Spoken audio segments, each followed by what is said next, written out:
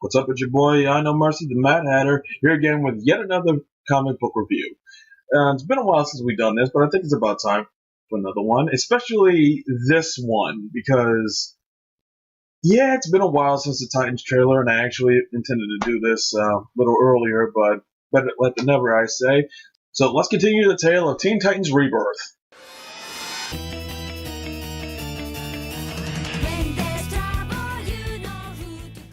In the last story arc, we actually saw the formation of this new team, Damian Wayne having to deal with Ra's al Ghul and his group of flunkies who hopefully we'll never see again. And now we're on to a new, bigger adventure with a new Titan. Okay, so this issue actually started off pretty good, with a guard in a prison walking through, checking all the cells and stuff like that, except all the cells are empty, and there's a huge fucking hole in the wall. And that's all we have.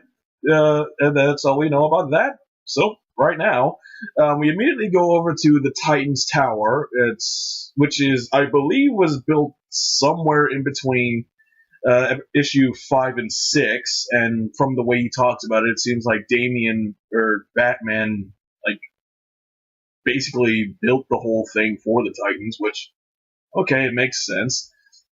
In the original New Teen Titans, Silas Stone, Cyborg's dad, actually built their tower, so, okay.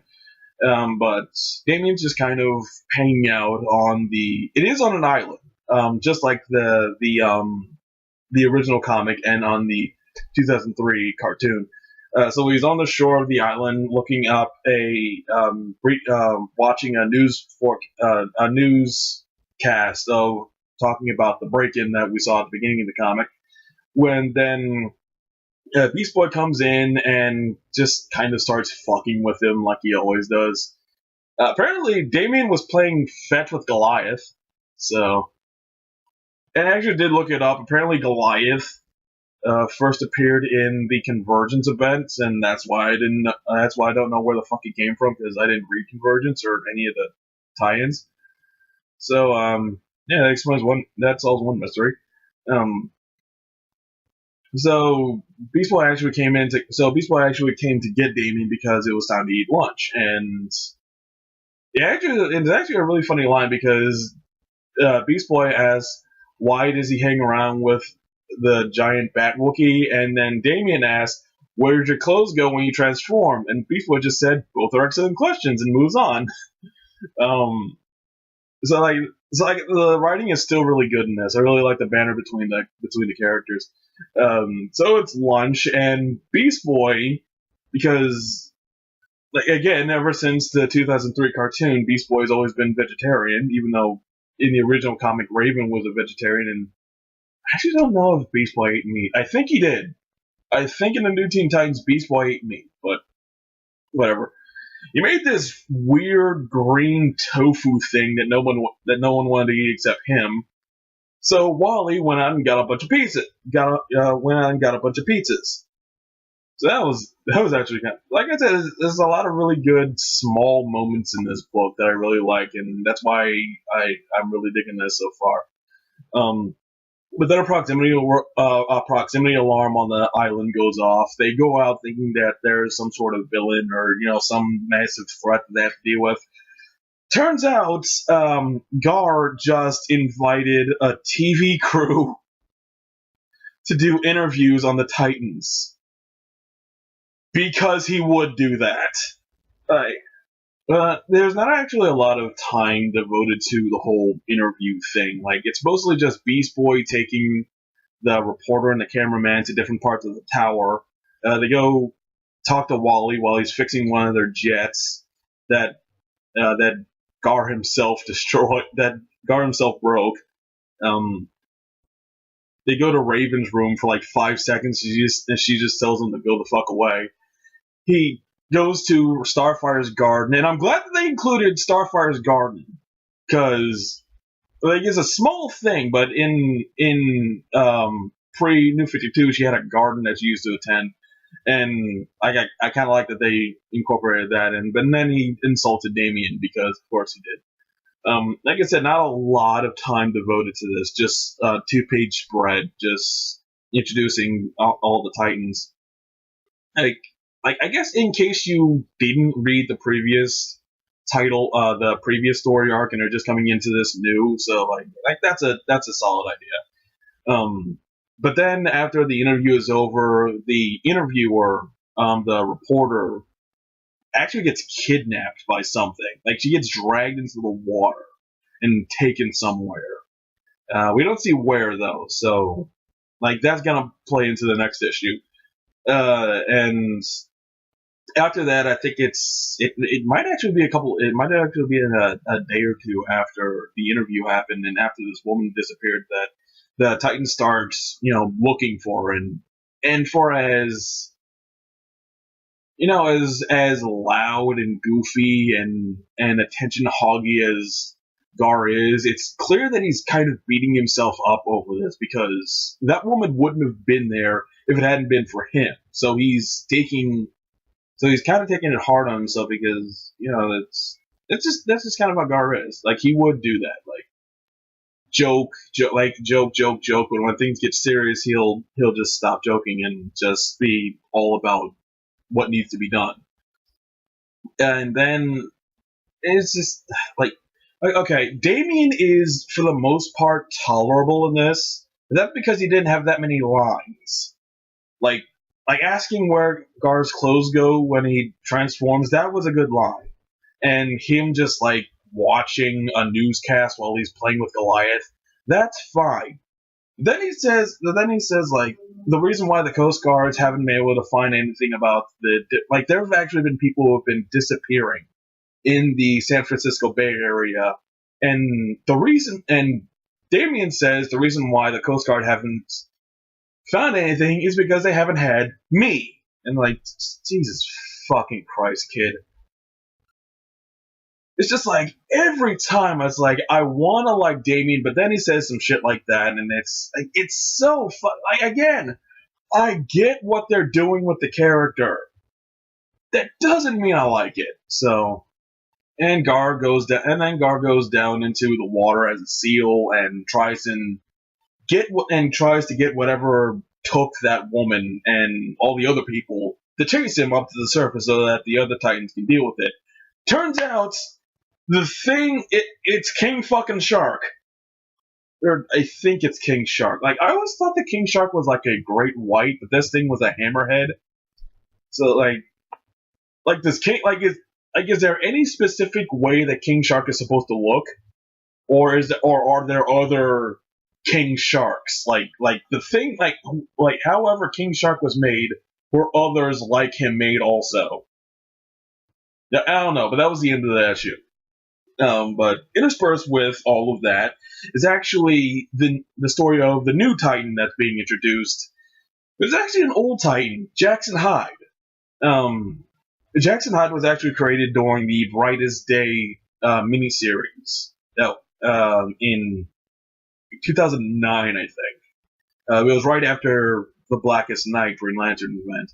But Hyde was introduced during Brightest Day and didn't really get to do anything because, very shortly after Brightest Day happened, Flashpoint happened, and then the New 52 happened, and Jackson Hyde was written out of the continuity altogether. But he did get to survive in a way through the Young Justice cartoon. And that's actually the design they're going for here. Before Jackson Hyde was, he had the tattoos that Calder had in the cartoon, and he still has them now, but he also had dreadlocks. So, I don't know why they made him blonde in Young Justice, but that's the design they're going for here. He has blonde hair, although his mom does admit that he bleached it, and he has blue eyes. So he's basically Calder, but Calder and Jackson, it's the same thing. But for the most part, he is Jackson Hyde because he has the same basic backstory as Jackson Hyde instead of Calderon. Although, again, Calderon and Jackson, it's whatever. He lives in New Mexico. Although I think in the original Brightest Day, he had he lived with his grandparents, and in this he lives with a single mom. He still has still has the hydrokinesis that the tattoos give him. There's no moment of him standing out in the rain and controlling it like there was in Brightest when he was first introduced in Brightest Day, but it's whatever. Also, he's gay, so okay. And that does kind of play into his story somewhat, because he lives in a very conservative town in New Mexico, and his mom doesn't want anyone to know that he has these powers, because he already dyed his hair blonde. I think most people already know he's gay, so that there's already two things that really make him stand out, and I can also control fucking water would be for a lot of people just too much, and it is too much for his boyfriend, because he actually shows him his hydrokinesis, and his boyfriend just fucking breaks up with him just right the fuck there, shit. But it's kind of what drives him to actually run away from home and go to San Francisco to Titans Tower, because he already did see the interview that Beast Boy set up, and that's why I said that I think the search party that ended the comic actually happened a few days after the report was taken, because the time scale is weird there. Okay, yeah, the internet age, you can put up a newscast 5 seconds after you record it, but it's, I don't know, yeah, Jackson goes to Titans Tower, and I guess he's gonna try and team up. I guess he's gonna try and join the Titans, which he will, obviously. But before, in the last video, I knew that the next Titan that was going to be joining them was going to be Jackson. So, because I knew that Calder was the leader of Young Justice in the cartoon, I actually had this kind of hope that he would become the leader of this team. But yeah, considering this semi-new origin for Jackson, I don't think that's going to happen. So. But we'll see what happens. We'll see what happens.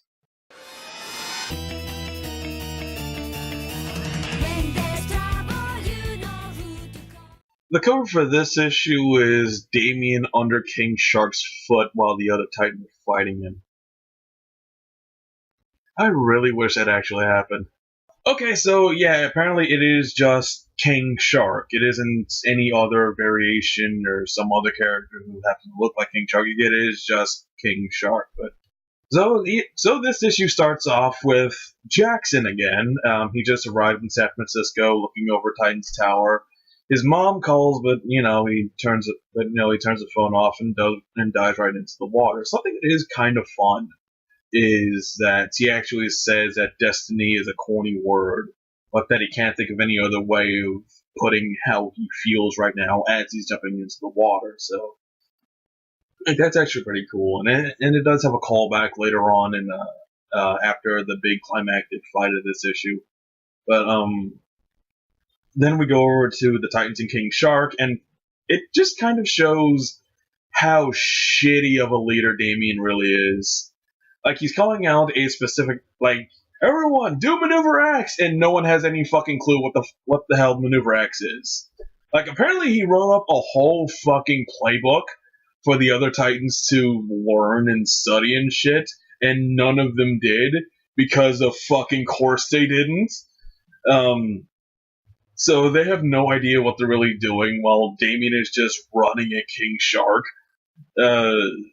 He gets backhanded away, and Starfire grabs him out of the air and stuff like that, but then King Shark runs away. Which is apparently what he wanted to do. He wanted to get the Titans' attention. Because, unsurprisingly, it was, in fact, King Shark who broke into the prison and stole all of the inmates, and fucking somehow turned them all into shark people like him.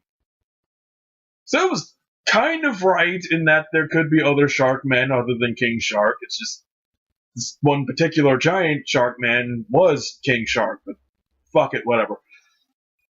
And he did kidnap the reporter lady. And after getting the Titans' attention, he goes online, gets with a fucking smartphone, by the way, records him giving the usual bad guy ultimatum, I will take over the world with my army of shark men fucking speech. Which, like, yeah, of course he would do that. Like, I don't know that much about King Shark. He doesn't seem like the smartest of the villains, honestly. So I feel like he would do this kind of gimmicky bullshit. But before that broadcast goes out, Jackson is able to get into Titan's Tower, and he's able to bypass all of the security measures that Damian set up that was established in the first issue, because Goliath just let him in. Okay. So Jackson introduces himself. Damian's a dick, because of course he is. The other Titans are actually more okay with Jackson, and like he actually openly says, "I wanna audition or whatever." And yeah, Damian just tells him to fuck off.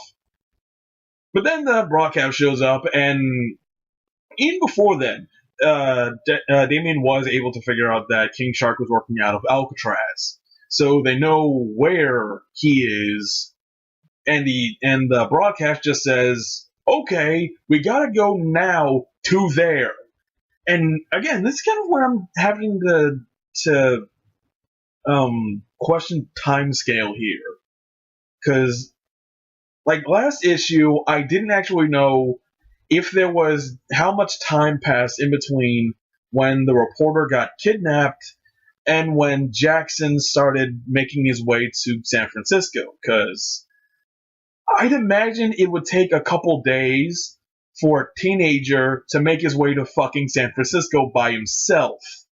But apparently he was able to make it to San Francisco the exact same time the Titans get ambushed by King Shark. So like, that's what I'm saying. Like, the time scale in this book is kind of weird. It's hard to tell when things are happening when, because once King Shark delivers his message, I will rule the world, blah, blah, blah, he's about to eat the fucking reporter. But then the Titans burst in, and I don't know how far away Titan's Tower is from Alcatraz. So, like, that's what I'm talking about. The time scale is weird in this book. It's, like, but that's honestly the only real issue I have with it. Everything else is more or less fine. There's a huge fight with the Titans and King Shark's Sharkmen. It's actually a pretty cool little moment between Wally and Raven, and like I think they are trying to build up some kind of relationship between these two, which is funny considering in New Teen Titans. I think I mentioned this in the last video, but in New Teen Titans, Raven makes Ginger Wally fall in love with her so that he'll join the team. It's like it's just kind of funny and just a little bit fucked up that they're going this route with the characters, but it's whatever.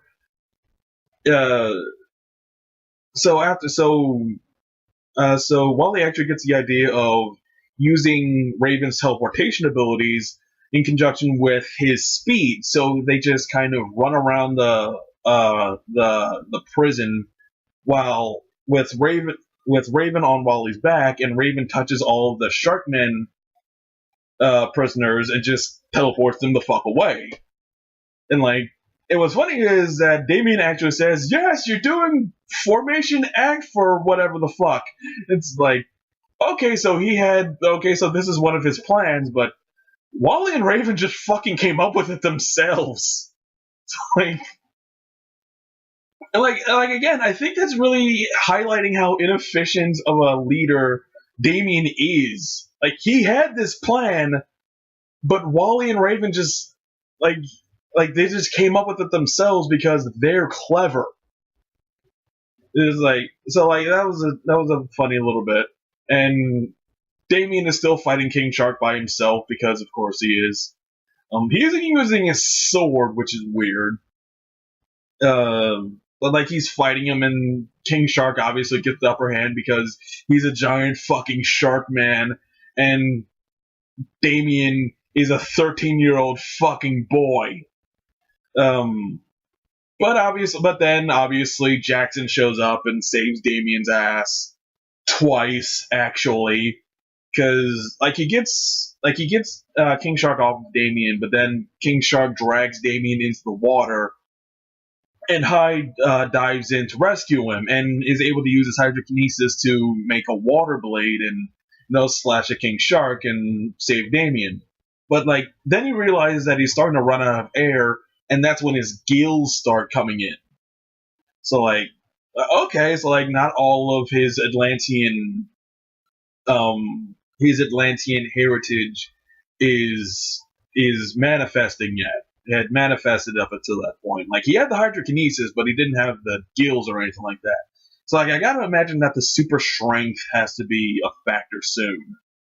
Like even if it wasn't like okay, water blade, like yeah, I guess I would be able to cut King Shark even without super strength, but whatever.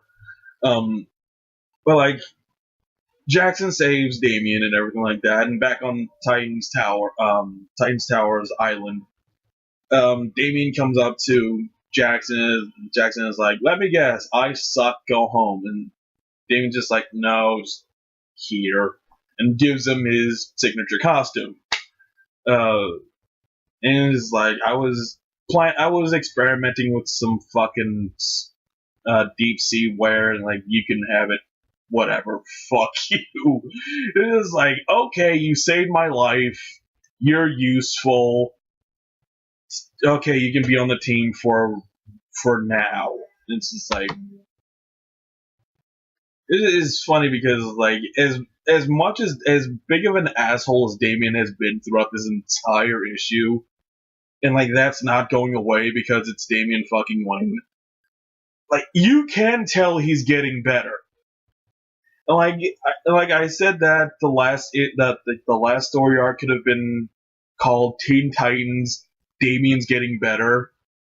Like they're at least progressing with that. Like he is becoming like he's still an asshole, but he's becoming less of an asshole, and that's good. And what I can say about this is that at least now they're sticking with a consistent fucking artist, unlike in the last story arc where it seemed like every other issue they changed the artists. But it's fine. And it ends with a little epilogue with the villains. King Shark is apparently working for someone named Blackjack. I don't know who the fuck this is. Some chick in black armor. I don't fucking know. But then Black Manta shows up because of course he does. And apparently he like died or something because like King Shark is really surprised to see Black Manta like, "You're alive?" And it's like, "Yeah, now tell me about the kid who controls water." Because if you don't know, Jackson is Black Manta's son.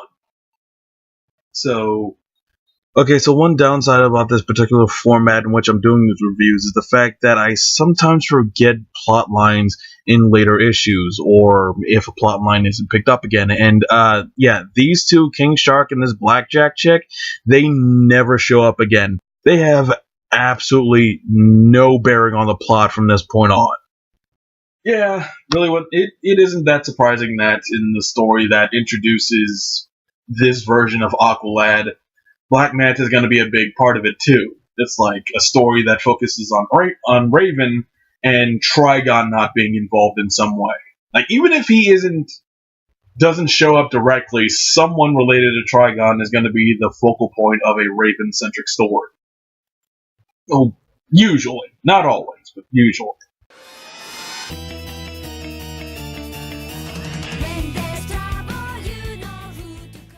Okay, so actually I had to skip over issue 8 because that was part of a crossover event with Titans where Deathstroke comes in and starts doing shit. But Cliff Notes version, Wally meets up with Deathstroke and in his civilian gear.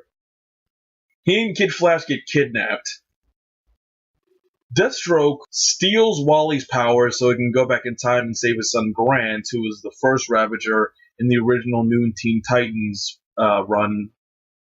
And actually, I really don't know. That's all that happened in that issue. Apparently, there was a huge fight between Wally, both Wallys, and Deathstroke, and Deathstroke actually ended up starting up his own team, I guess. I forgot what it was called, but who gives a shit? But apparently after the events, Damian fires Kid Flash, which I mean he's not wrong to do it because he did help Deathstroke. But on the other hand, it's another one of the mounting evidence that Damian is a shitty leader. So this issue actually starts out with Jackson in a holographic training simulation, fighting Ra's al Ghul of all people. Like, I was really fucking confused when the issue started, and I was like, okay, Jackson's fighting Ra's al Ghul, what the hell? But yeah, it's like I said, it's just a training simulation, and he's actually about to kill Ra's with his water. And he also mentions that he hasn't been given a code name yet. But like I said, this is mostly focusing on Jackson this issue, and after the training simulation, Damian and Jackson are talking for a little bit, and he talks about how all the Titans have family issues that they don't want to be defined by, and as we'll find out in this issue, so does Jackson. But Damian also gives him the water bearers, the things that he uses to turn into water swords and shit like that. And it's weird how so much of Jackson's more iconic equipment comes from Damian and not Aquaman or anything Atlantean. One other thing that in the crossover issue, Jackson and Garth, the original Aqualad, have a really quick scene where Garth actually asks whether or not Jackson is Atlantean or not, and Jackson obviously doesn't really know. But then Garth says, "Well, if you have any questions, we can talk." And it's like that was actually a pretty good part in the crossover. But back to this one. Jackson actually gets Jackson's mom actually does see him on TV after the King Shark fight, and she books a plane out, which again begs the question: how the fuck did Jackson get to San Francisco so fucking quickly? Like, did he book a flight to San Francisco? I wouldn't imagine a teenager would be able to do that in 2006, but I mean in 2016, but fuck, I don't know. She's coming to San Francisco, and they're gonna try and hash shit out, which is when we find out that, well, obviously Black Manta is Jackson's dad, but his mom is Atlantean, and that's where his hydrokinesis abilities come from. And they're talking, and Jackson is getting kind of weirded out because, like, his mom always made him feel like a freak because of his powers, which is a shitty fucking thing to do. Like, I get it. When your baby's daddy is a wanton murderer, like, you gotta do what you gotta do to keep your kids safe. I get that. Making him feel like a freak because he has the exact same powers he inherited from you, that is a shitty thing to do. You're a bad mom. Like, oh, I can get her. I can get a lot of what she does, but hiding the fact that she has the same powers he does is fucked up. And, like, he should be mad at her for that. Like, you could have at least said, hey, I had the same powers. we're trying to hide. Don't show them off. Like, talk to your fucking son. But whatever. During the talk, Starfire calls him up and asks for help in stopping a bank robbery, which actually she didn't really need, because her and Beast Boy are able to test the robbers, knock them out, do what they had to do before Jackson even shows up. But there is a really good scene between Gar and Corey, where after the interview, Gar realizes that his social media presence is like increased to the fucking nth degree. So he starts doing vlogs of him stopping crimes, and he actually has Starfire record him turning into a T-Rex and stopping the bank robbers and stuff like that. And like he's just talking about all this stupid bullshit, and Starfire doesn't completely understand it, because why would she? Like, I wouldn't imagine she has much of a social media presence herself. But I mean, on the other hand, she's been on Earth for a few years, so like she has to know about vlogs and like Facebook and all that shit. But I don't know. It's like it's just kind of funny having these two personalities that you honestly don't really see interacting that much. Like over all of the different versions of Titans, you don't actually see Gar and Corey paired up that much, and it's just fun to see them together. But then Jackson shows up, and late, and he's kind of pissed because he's still kind of processing everything he heard from his mom, and that's kind of fucking him up. And then you cut to his mom, and she's walking by the bay, and then Black Manta shows up, and it's like, okay, so Black Manta and Jackson's mom are gonna fight. It's like, okay, that's cool. Like, I can get behind that. It's just like, I'm guessing that the whole thing is gonna end with Jackson fighting Black Manta, and like that's probably gonna be cool. But I can't get over the mom. Like you made the wrong decision here. Like, at the very least, hiding your powers from him. Like, that's fucked up. But like, I mean, being a parent's hard, so it's whatever. As long as, like, I don't want her to die. I can say that much. Like, she isn't so bad as just like, I hope Black Manta kills her. Like, I want her to make it through this in one piece. She probably won't, because it's kind of how superhero comics go. Like, either the parent is evil or they're dead. That's just how superheroes work.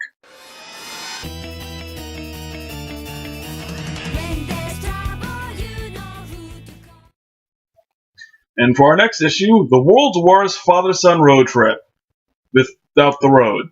Okay, so this issue pretty much starts up exactly where the last one ended. Jackson's mom, Lucia, I think, and Black Manta fighting. And some fucking how, like, this is actually a recurring thing at this point, weird time gaps. Like, or not time gaps, like I'm not entirely sure when things are happening or where. It's like, okay, so while Black Manta and Lucia are fighting, Black Manta actually gets the upper hand and slices her shoulder. But then Jackson shows up just fucking out of nowhere and starts, I can't even say fighting him off, because Jackson runs at Black Manta and then he just kind of backhands him away. And he wants to take Jackson with him, and he's going to kill Lucia. I'm pretty sure I'm saying it. I'm pretty sure I'm getting it right. But then Jackson is like, no, if you let her go, I'll come with you, and that whole thing. Then it skips ahead a little bit, and Damian is talking to Batman. I think he's trying to get some advice on how to run the team, because I think he is starting to kind of rethink his decision to fire Wally, which everyone agrees was a bad idea. Like, everyone agrees was a bad idea. Every fucking one agrees is a bad idea. But, Batman being Batman, he kind of blows him off, but he does give him the advice of staying out of the public eye. No more TV interviews. He wants Beast Boy to shut down his blog. Stuff like that. And then he fucks off. Then Raven shows up. I actually left this out of the last issue, but Raven and Wally actually have a really good scene together where Wally doesn't know if he wants to join Deathstroke's new team or if he should, if he should not, and he wants to ask Raven's advice when Raven just says, "You got to do what you got to do what you think is right." I don't think Deathstroke is as bad as he used to be. Like, he does seem to want to change. And, apparently his new team is going to be somewhat heroic, so she's basically just like, if you think this is what's right, do it. But then Wally is like, I don't want to, I want to go. I want to join this team, but I also want a reason not to. And this is what I was talking about a couple of issues ago. And it's like, it really does seem like they're pushing a Wally-Raven relationship. And I don't mind that. Especially considering it isn't Ginger Wally. But it's still kind of weird. I don't have a problem with it. It's just knowing the backstory of Raven and Wally. It's eyebrow raising. Is all I'm saying. And apparently it's actually really common knowledge that Wally and Raven are into each other. Because when Raven shows up and tries to talk to him about it and everything like that, he even tries to say it's just because she has a thing for him. Like, he calls it a schoolgirl crush, which he would because he's an asshole. And then it's actually kind of funny because Raven openly says that he's so vitriolic about it because he knows he did the wrong thing. And he obviously knows he did the wrong thing because he asked fucking Batman if he did the right thing, which, if Batman actually fucking listened, he probably would say that, no, you made the wrong decision. Or maybe, I don't know, it's Batman, who knows what the fuck he thinks. But he is openly saying that the discussion has to wait until the weekend when he's home. So, he is willing to listen to Damian, he just isn't willing to listen to him all the time. He has to schedule it, which makes sense, I guess. It is Batman. But then Raven and Damian's argument is interrupted when Lucia comes in bleeding to death. And then it cuts over to Gar and Corey. Again, really love the scenes with these two together. Gar is picking up a bunch of fruits and vegetables for his next meal because he doesn't, because everyone else actually eats fucking meat in Titan's Tower. But then he goes off on how much he fucking hates Damian, which I fully understand and can get behind. But then Corey is like, you know what? He did save our lives, from those douchebags Ra's al Ghul was training to kill us. But then Gar's like, you should be leader because you're oldest, because you're the oldest, you're the strongest, you're the nicest, and that does actually come in because I think Corey is actually thinking about it and is like, I don't know if she's just like, I don't know if she consciously agrees with him and is like, you know what, you're right, I should be in charge or not. But after that, it switches over to Black Manta and Jackson, and he explains why he was after Jackson in the first place. It wasn't Jackson specifically, it was the C-Cell necklace he always wears.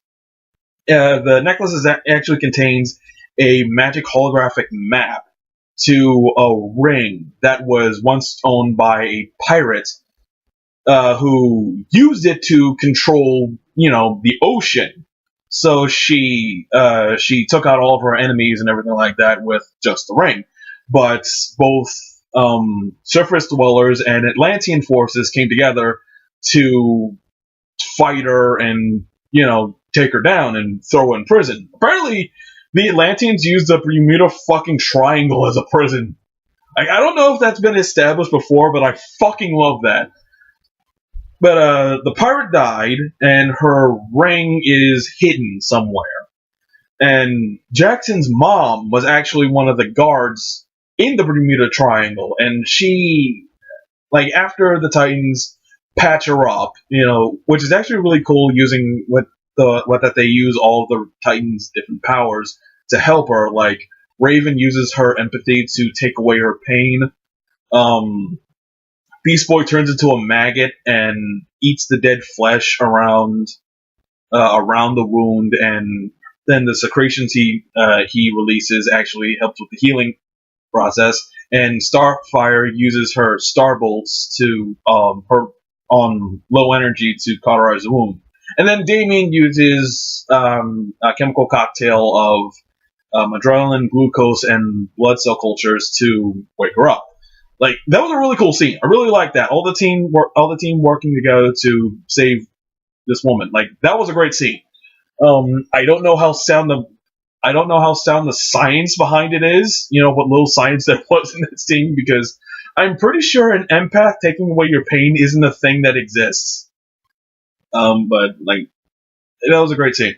And then she explains that, and then Lucia explains that she was a guard in the Bermuda Triangle. There's another name for it, but whatever. Then Black Manta comes in. They start a romance. He says that he's looking for the Black Pearl, the tidal wave making ring, and she isn't sure about him because he's getting kind of anxious and shit like that. So she gives him a fake version of the necklace with a map in it. He goes nuts and almost kills her. He didn't know that she was pregnant with his son, and that's where Jackson comes in. And like I said, I get why she moved to New Mexico, the driest fucking place she could find, and hid him away and told him not to use his powers. That doesn't excuse her not telling him about her powers. I'm just saying. You could have said something. Hey, your dad's a bastard. You don't want to find him. Just something. But then everyone starts arguing about how they're going to actually find Jackson, and then Corey, and like I said, Corey does break up the fight, and she completely takes charge of the situation. Like I said, I don't know if she consciously decided she needs to be leader, but she completely fucking took charge of the situation. She even ordered Damien to do something. She ordered him to activate the tracking device that he put on Jackson, while Raven contacts Garth. And Beast Boy, and she has Beast Boy send out turn into a whale and send out a whale song to get the underwater, community on their side, to help them find Jackson. So, like I said, Corey completely took charge of the situation, and there's actually a really cool scene, a really small panel when Corey is breaking up everything, and she's getting everyone's attention and stuff like that, and she says, we're going to find our, no matter what's happening between all of us, we're going to find our friend. And there's this shot of Lucia just looking at her in wide-eyed awe. It's my son has found people who, I think it's going through her head, my son has found where he belongs. And I don't think she's gonna try and make him move back to New Mexico after all this is solved. She's realized this is where he needs to be. I think that's pretty good.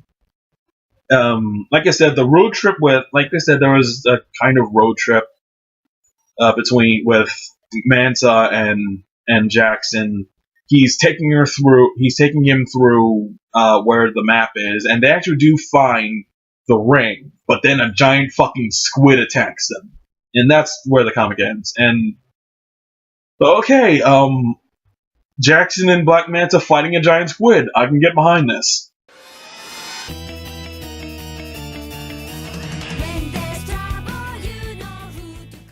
And so ends yet another Titans storyline, and really ended well. Alright, so it starts off exactly where the last issue ended, with Jackson in the hands of a giant fucking sea monster, and he's actually thinking to himself that he doesn't expect Black Manta to come help him, because after everything that's happened, like, even he admits that his mom was wrong about a lot of things, but he was right about his dad. Manta comes in and does actually help him. Like, he straight up saves him, and even gives him some advice on his powers.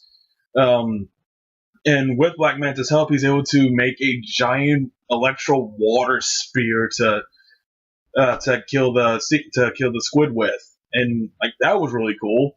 I actually kind of expected that squid fight to last a little longer, but it was only a couple of pages. But then Black Manta turns around and shows that he's a gigantic asshole, because as it turns out, only people with connection to the Bermuda Triangle can actually open the vessel that the Black Pearl ring is hidden in. So he kind of had to save Jackson, or else he wouldn't have gotten the ring. But then he does, and he can control all of the water around him. So that's not good. Before all that happened, there's some more extended scenes of the Titans trying to find Jackson, contacting Garth didn't pan out, but and Jackson's tracker there's a lot of interference, so Damian can't find Jackson immediately, and Raven is having a hard time tracking Jackson through his emotions because, well, Starfire alone should make that difficult because she's all about emotions, and also Damian is so fucking pissed off about everything right now that he's not helping matters. He even insults Raven, saying that she's more concerned about Wally being gone than the actual mission, and then she actually threatens to send him to another fucking dimension, which is always great. Then Gar comes up as a giant whale and splashes water on Damian, and that's always fun. But he says that he can't get any assistance from the other sea life, so they're kind of shit out of luck. But Raven does admit to Gar that Starfire being in charge is significantly better than Damian, but okay, that was the thing that's never actually one thing that isn't really resolved in this is, like, you'd imagine that after this, like, Damian wouldn't step down from being the self-appointed leader of the Teen Titans, but like everyone else would agree that Corey does a far better job, so she should be in charge, but like, it's whatever. Jackson's more important than that right now. So Black Manta has the Black Pearl. He controls all the water in the ocean right now. Gar does manage to find them, and as a shark chomp down on Black Manta and drags him to the ocean. The other Titans do manage to find him, and he's shouting at them that they shouldn't have tracked them down, and Damian and Corey are both wondering why he's mad at them, and then obviously Raven is like, he's not mad at us, he's scared for us, because his fucking dag now controls all the water around them, which is everything around them. They're in the middle of the fucking ocean, they're gonna die. And he does actually drown Gar. Like, Jackson managed to pull the water out of his lungs, so he's more or less fine. But then obviously the huge final climactic battle of this happens with Black Manta just fucking wrecking house with the Black Pearl and everything, and like people in there, everyone's getting fucked up. But then Damian actually manages to do something not dickish by telling Jackson that he can beat his dad easily by using his powers, and like he even like Jackson even says like I don't have my water bearers, and it's like, and one thing I actually didn't mention is that when Damien actually gave Jackson the water bearers, he says that it's like Dumbledore's magic feather, and and then Damien says like I don't speak Disney and shit like that, like whatever. And then he actually brings that back here, saying the water bearers are like Dumbledore's magic feather. You don't really need them, and he doesn't. And using his using his powers to the absolute to their absolute fullest, he completely wrecks Black Manta. And what's actually cool is that he doesn't just like overpower the water that Black Manta is controlling. He also electrocutes him and just lets him fall into the ocean. And there's a scene where Jackson is reaching out for Black Manta's hand, and it's like you think for like a half a second that he's gonna try and save his dad, but no, he just wants the Black Pearl, and he just lets Manta sink into the ocean. And he even says, "Swim away from me, because I never want to see you again." Like that was a great scene. And after that, they're back in Titan's Tower, and Garth is there, and he actually gives Jackson an Atlantean pendant to put on his suit, and he officially announces that Jackson is the new Aqualad.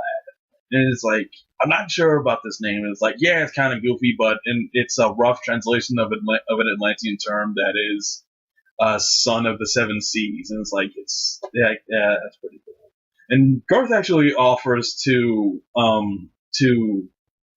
give Jackson any kind of advice that he might need about being a superhero and being an Atlantean and everything like that.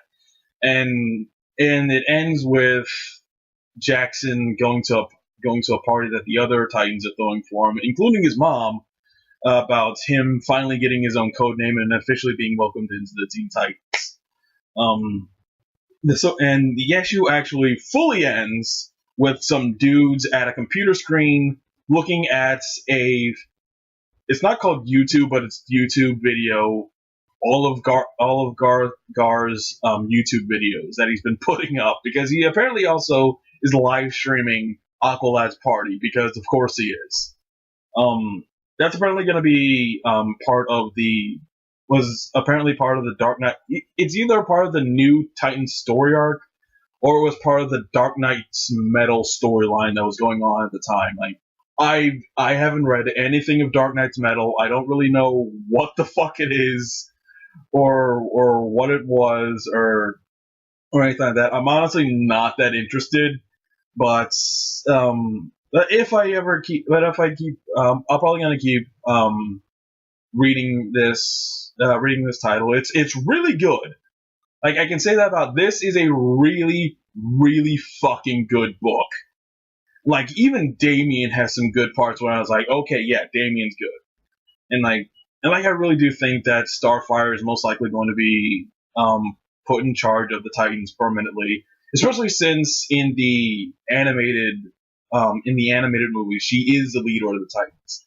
So I just think that's the more logical approach to go with this. I think I even mentioned that in my first video, but yeah, there you go. That is the next major story arc in the Teen Titans line, and damn, it was good. I mean, I really didn't know what to expect when they brought in Aqualad. I really didn't know how they were gonna incorporate him into the team, into the story, what his dynamic, what the team was gonna be like. But he's like, Aqualad is a great addition to this team, and if they do permanently kick out Wally, I think this is it's a good exchange. I do hope that Wally eventually comes back, but if he doesn't, I can live with this. So, I know Mercy, the Mad Hatter. I'll see y'all later.